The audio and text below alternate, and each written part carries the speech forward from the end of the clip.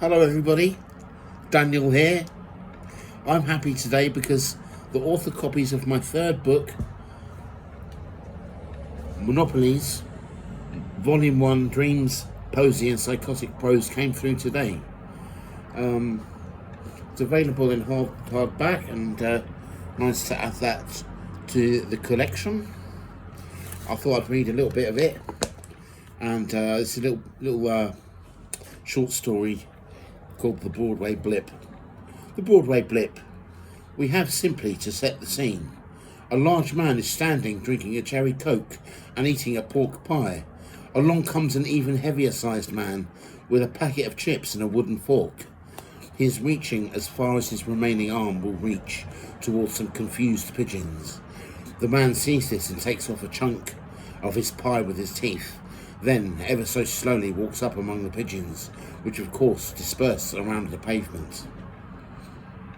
Somehow the chubbier man has got a foot of a bird, and it flaps about helplessly in his digits, while the first man stands chewing his food.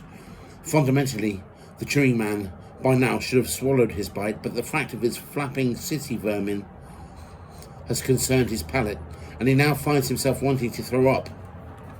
He would like to walk off, but is finding something very amazing and at once abhorrent about the very thought of what is likely the unhappiest sight on this street. Just then he sees an Indian woman, small and elderly, with a moustache and branches of mistletoe coming out of her hat. The heavier man holds aloft the flapping bird and has dropped his chips and wooden fork. They have fallen on the ground around Cherry Coke Bloke, and some onto the Dr. Martens that are on his feet, and now a gaggle of hungry pigeons flock to feed on the waste. Soon, Cherry Coke Bloke would realise half the scavengers have got hold of his bootlaces and the lapels of his khakis. Meanwhile, there is a noise sounding like some choir of carol singers and seasonal bells spilling out from a passing pig wagon. The Indian woman has crossed the street, and she applauds the misgivings that have mattered little to the curious figure who appears to be in the beginning stages of taking off from the ground with a pigeon in his hand.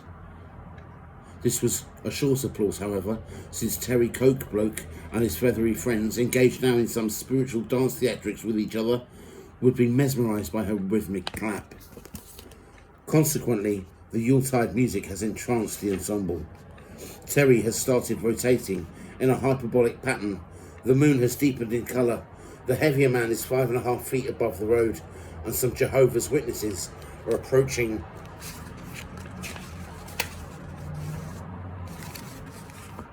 the Church of Scientology in Hare Krishna garb. Terry finally throws up. There we go.